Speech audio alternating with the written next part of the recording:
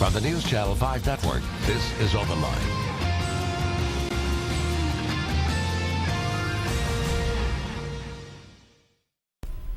Good Tuesday evening to you, everyone. I'm Jessica Ralston here, hosting your edition of Open Line this evening, talking about a very timely, controversial topic, something that is affecting just about everyone in America following this right now. And of course, it's what's happening in Ferguson. Our guest tonight is Janishia Grinston. She's a student from TSU who actually grew up in the St. Louis area and just came back. Correct. From Ferguson. So I know you have a lot of perspective and things to tell us from your firsthand accounts, and we're definitely glad that you're here and want to hear from you, and it's great to have you here. But first, we're going to get to what has been happening today. This is a story that continues to unfold around the clock and changing constantly. So we've been telling you all this week on News Channel 5 that the Department of Justice is making arrangements for Attorney General Eric Holder to visit the area tomorrow.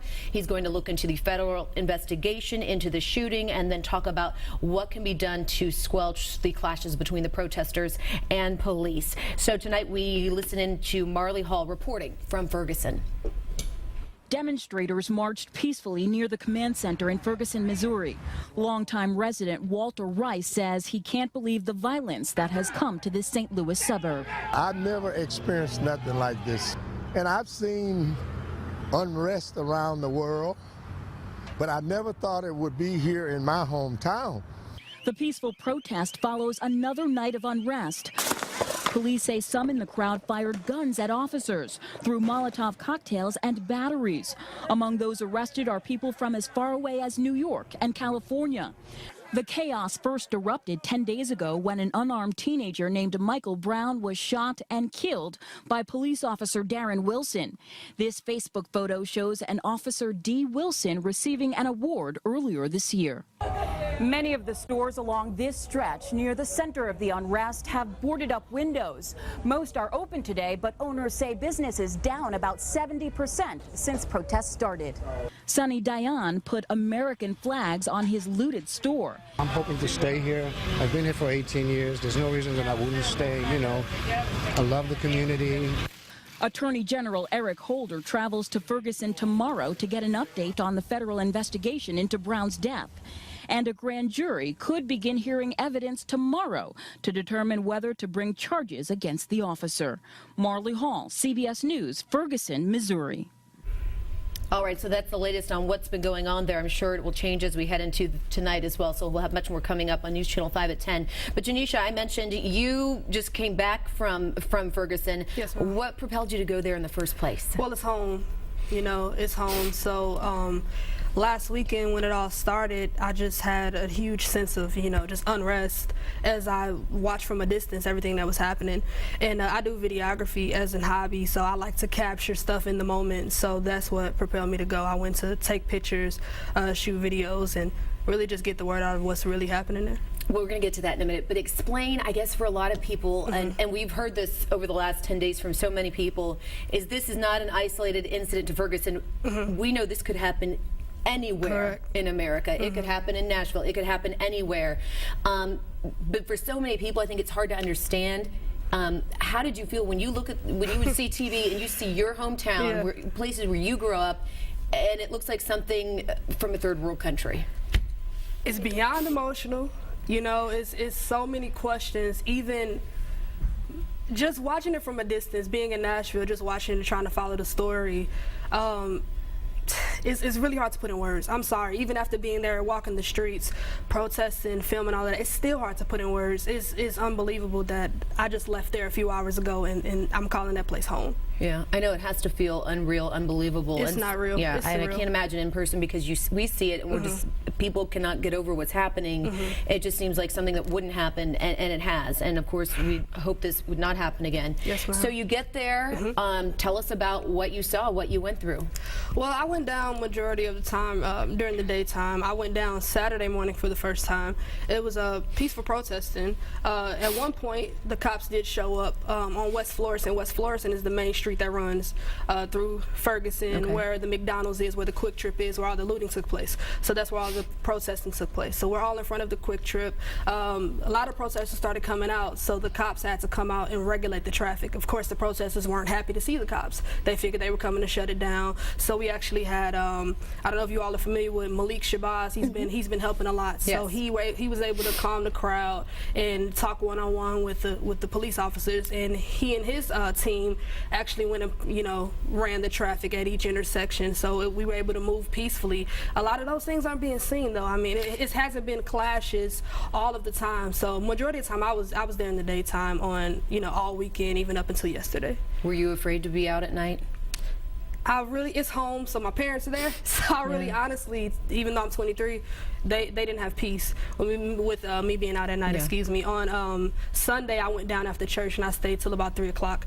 And then I went to a forum with Judge Mathis and Kiki Palmer, and that lasted until about 5. And I wanted to go back over till 10 because that was the first night of the curfew. Okay. And I told my parents, like, it's until 10 p.m. The curfew's at 12. I'll be home by 10, and they weren't having it. And that just happened to be the night where they started tear gassing at 8:30. Oh wow. So it was a good thing that I did get home, but I wasn't out at nightfall. It's fascinating. There's so much to talk about. We talk about the tear gas and.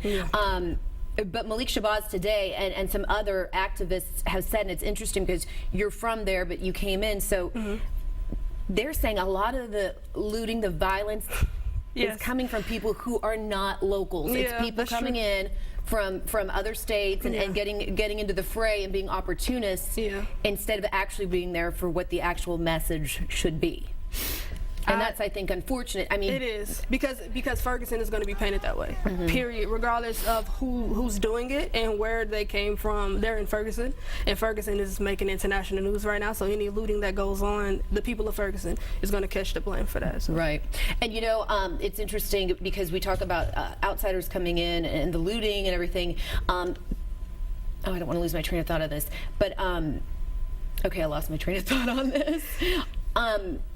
What was I can't think of what I was gonna ask you next about being there. Oh, okay. So you had mentioned, there's so many thoughts I have about all this, about the looting and the violence and what you're seeing on TV versus what you saw in person. And it's interesting, on Twitter today, people are trying to start a trend of showing the good things that are happening. People trying to clean up and bring people together and show that other side. I mean, have you been following the national media, the mainstream media? Do you think they're reporting it accurately? Absolutely not. Okay, and tell me why. Not. Well, I first came into the light of that on Saturday night. That was my first night there, and I was watching. I'm not going to name them, but a national, news team on the television, and on my phone I was following a live stream. Every time the cops came and ambushed and began to shoot real authentic bullets, the news teams, which I was flipping through several national news stations, they'll cut to something. It's nip and tuck. They're absolutely not showing what's authentically happening out there. No, I'm not defending them in any way. I understand. But I will say, sometimes they will do that. I'm just saying this from my own perspective. I'm sure not to broadcast all of the violence. In case something actually happened. But it's not even give and take. It's honestly completely biased. That's terrible. And I can tell you, because I've seen it on social media, people complaining about what they've been seeing on national TV. And I think it's hard to, you have to try to find, I guess, a source you can really trust. Even things I've seen, people that are reporters or claim they're reporters, tweeting and spreading information that is misinformation. So I believe that.